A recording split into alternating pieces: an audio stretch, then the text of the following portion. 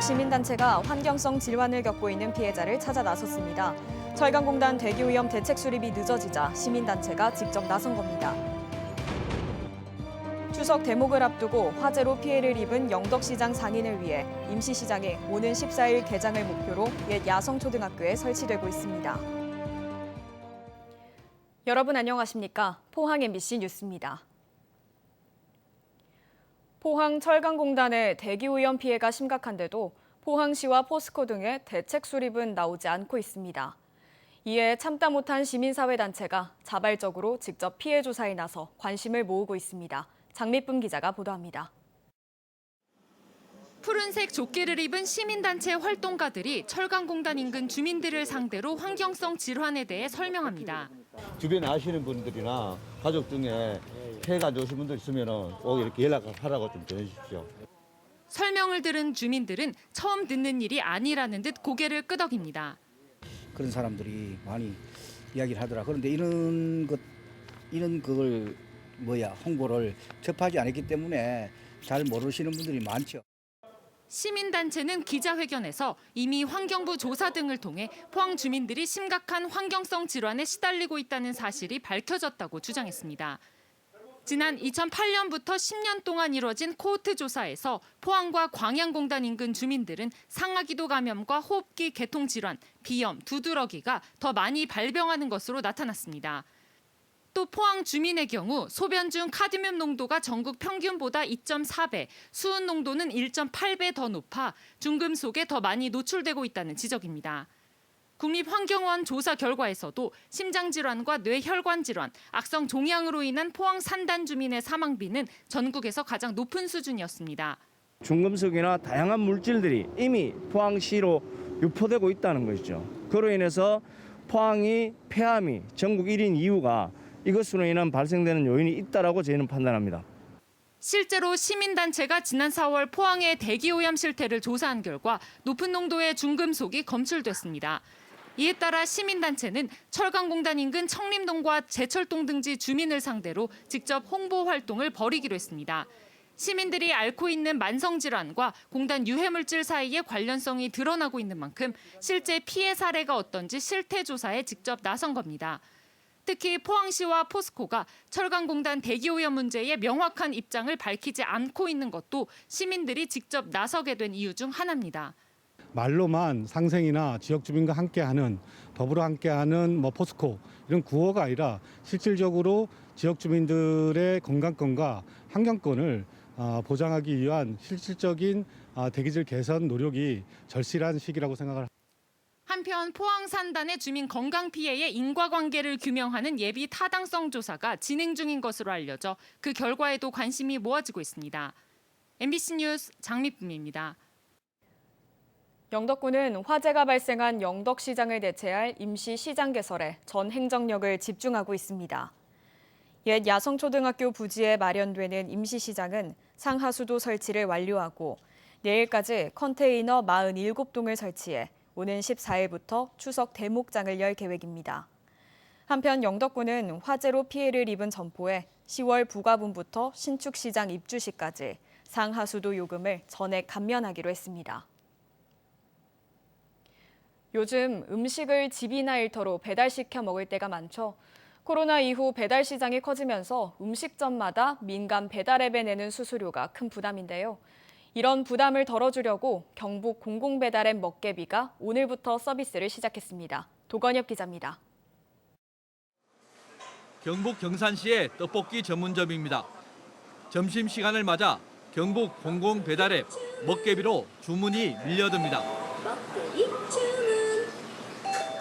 중개 수수료는 1.5%로 기존 민간 배달앱의 절반이 안 됩니다. 광고비나 앱 초기 화면에 잘 보이게 하려고 내는 추가 비용도 없습니다. 매출에 광고비를 포함하면 한 9%에서 10% 정도는 빠져나가는 것 같습니다.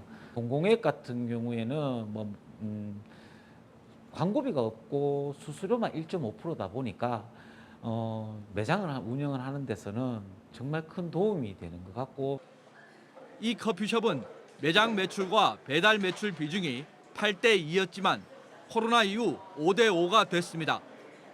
그래서 낮은 수수료의 공공 배달앱 출시가 반갑습니다. 공공 어플을 사용을 해주신다면 저희도 이제 나가는 수수료가 적기 때문에 고객님들한테 조금 더 좋은 가격에 조금 더 서비스를 더 해드릴 수 있는 부분이 있기 때문에 지역에 따라 일정 비율을 할인해서 살 수 있는 지역 화폐를 쓰면 혜택이 더 커집니다. 민간 앱에선 쓸 수 없는 국민 지원금도 공공 배달 앱에서는 쓸 수 있습니다. 공공 배달 앱이 성공하려면 소비자들이 음식 주문을 할 때 많이 이용해야 합니다. 그러기 위해서는 가맹점 수를 많이 늘리는 게 가장 중요합니다. 현재 경북 공공 배달 앱 가맹점 수는 5,000개 가량, 민간 앱 가맹점 7,000개보다 2,000개가 적습니다. 경상북도는 가맹점 확대와 함께 소비자와 가맹점 모두 이득이 되도록 해서 앱 사용을 늘리는 데 주력할 계획입니다. 이제 소비자한테도 덕이 되고 결국은 가맹점주한테 스스로 부분에서 세이브가 되기 때문에 쿠폰이라든가 소비자한테 이득이 되도록 현재 경산과 구미, 포항 등 11개 시군에서 서비스를 시작한 가운데 내년 초까지는 경북 전역으로 확대할 계획입니다. MBC 뉴스 도건협입니다. 경주시는 오늘부터 경주시민 코로나 특별지원금을 지급합니다.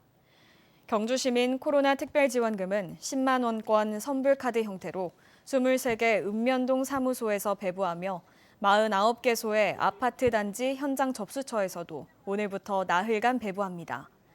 한편 직접 신청이 어려운 병원 요양시설 입소자나 직계가족이 없는 거동 불편자 등은 시설장을 통해 신청을 받거나 공무원이 찾아가는 신청 서비스를 실시할 계획입니다. 김부겸 국무총리가 취임 후 처음으로 대구를 공식적으로 방문했습니다. 대구의 주력인 로봇 산업을 점검하고 정부 차원의 지원을 약속했는데요. 특히 다음 세대를 위한 미래 먹거리 준비를 강조했습니다. 조재한 기자입니다. 김부겸 국무총리가 지난 5월 취임 이후 처음으로 대구를 공식적으로 방문했습니다. 로봇산업진흥원을 방문한 총리는 지역의 로봇산업 현황을 듣고 실생활 적용 기술도 체험해보며 미래 신성장 산업으로서의 지원을 약속했습니다. 우선 로봇 산업 같은 것은 대구시가 압도적으로 앞서 있습니다. 집적과 특화를 통해서 대구시의 미래 먹거리, 또 다음 세대를 위한 여러 준비를 해주는 게 우리 도리일 것 같고. 오랫동안 갈등을 빚고 있는 지역 주요 현안에도 목소리를 냈습니다. 통합신공항 이전은 최근 구성된 여야정 협의체와 함께 국가 차원에서 적극적으로 돕겠다고 밝혔습니다. 취소원에 대해서는 다른 지역이 미래 산업과 일자리에 매진하고 있는데도 대구와 구미는 10년 넘게 갈등을 겪고 있다며 이제 해결해야 할 때라고 강조했습니다. 전국적으로 보면 지역의 문제라고 치부될 수 있는 이런 문제 가지고 10년 동안 이렇게 한 발자국도 못 나간 건 안타깝죠.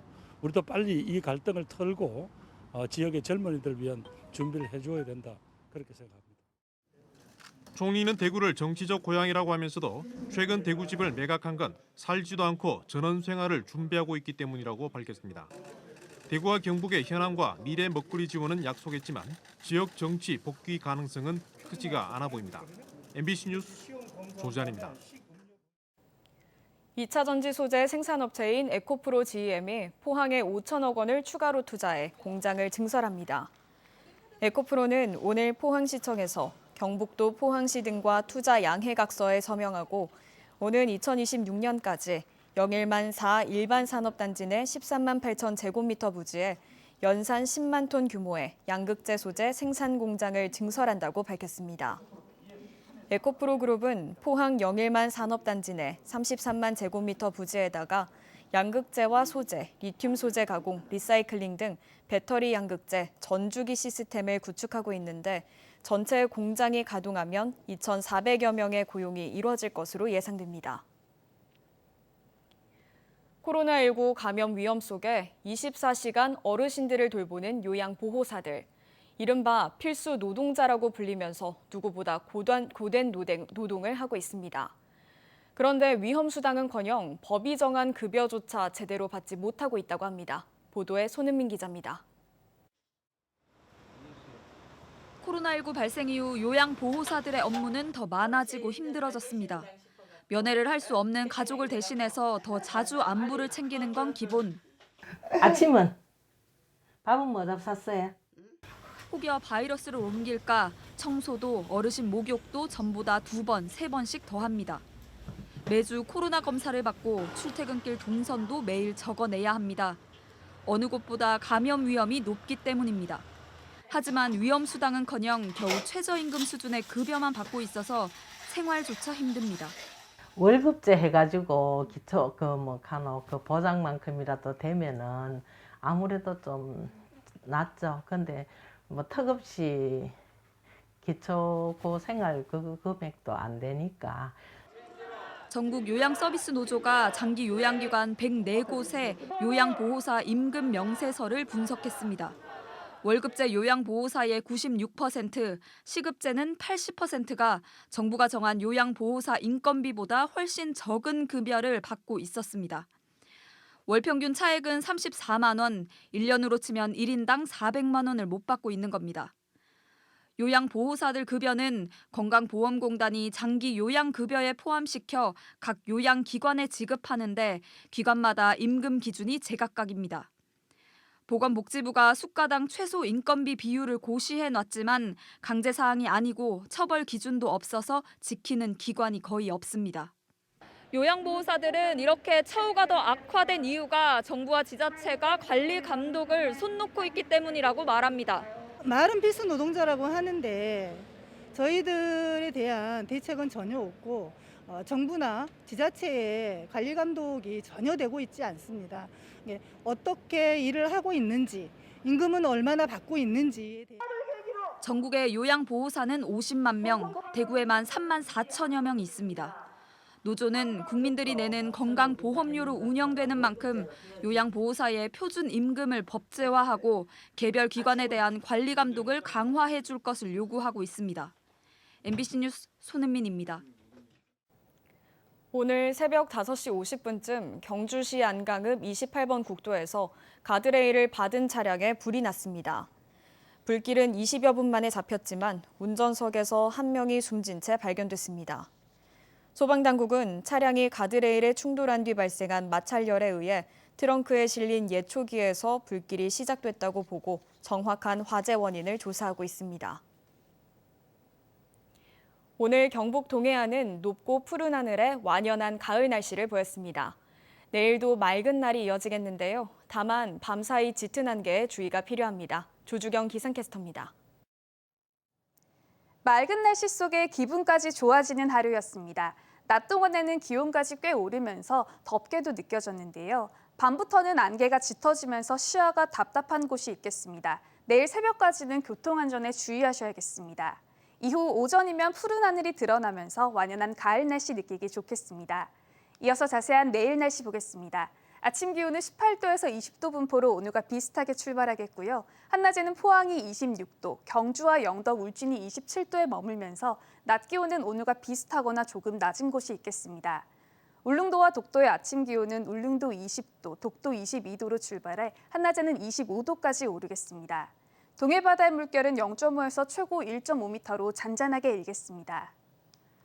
당분간 우리 지역은 별다른 비 소식 없이 맑은 날씨가 이어지겠고요. 다음 주 중반부터의 날씨는 북상 중인 태풍 찬투의 진로에 따라서 변동성이 크겠습니다. 날씨였습니다. 원자력안전위원회는 오늘 월성원전 3중수소 민간조사단과 현안소통협의회가 합동회의를 개최한다고 밝혔습니다. 이번 회의에서는 민간조사단이 지난 3월에 구성된 이후 월성원전 1호기에 대해 5개월간 실시한 3중수소 관련 조사 결과를 보고하고 민간위원들의 다양한 의견을 수렴해 향후 조사 계획도 수립하게 됩니다. 특히 월성원전 1호기 사용 후 핵연료 저장조의 인근 토양과 물에서 감마 핵종인 세슘 137이 검출된 점과 관련해 구조물 균열에 따른 방사성 물질 누출 가능성에 대하여 심도 깊은 논의가 이뤄질 것으로 예상됩니다. 한편 원자력안전위원회는 합동회의 결과를 정리해 민간조사단의 1차 조사 결과 내용을 조만간 공식 발표하겠다고 밝혔습니다. 울진경찰서는 흉기를 휘둘러 지인을 숨지게 한 혐의로 50대 A씨를 체포해 조사하고 있습니다. A씨는 오늘 오후 2시쯤 울진군 후포면 길거리에서 평소 알고 지낸 B 씨와 함께 술을 마시던 중 흉기를 휘두른 혐의를 받고 있습니다. B 씨는 병원으로 이송됐으나 숨졌습니다. 경상북도와 경주시가 공동 개최하는 2021 국제문화재 산업전이 오늘부터 사흘간 경주 화백 컨벤션센터에서 열립니다. 문화재 보존과 안전 방제, 수리 복원 등 다양한 전시관 280개가 설치되고 문화재 산업 생태계 조성과 차세대 기술 확보를 위한 다양한 프로그램도 마련됐습니다. 우정사업본부는 특별 재난지역으로 선포된 포항 지역 주민들을 위해 6개월간 구호 우편물을 무료로 배송한다고 밝혔습니다. 또 우체국 예금 가입 고객의 주소가 특별 재난지역으로 확인되면 내년 3월까지 타행 계좌 송금과 통장 재발행 수수료를 면제하고 포항 지역의 우체국 ATM 기기에서 우체국 카드를 이용하는 경우에 한해 수수료를 면제해 주기로 했습니다. 이 밖에 우체국 보험 가입자는 내년 3월까지 보험료와 대출이자 납입유예 혜택이 주어집니다. 동북지방통계청은 오는 15일부터 다음 달 6일까지 대구 경북 지역 180개 학급을 대상으로 초중고 사교육비 2차 조사를 실시합니다.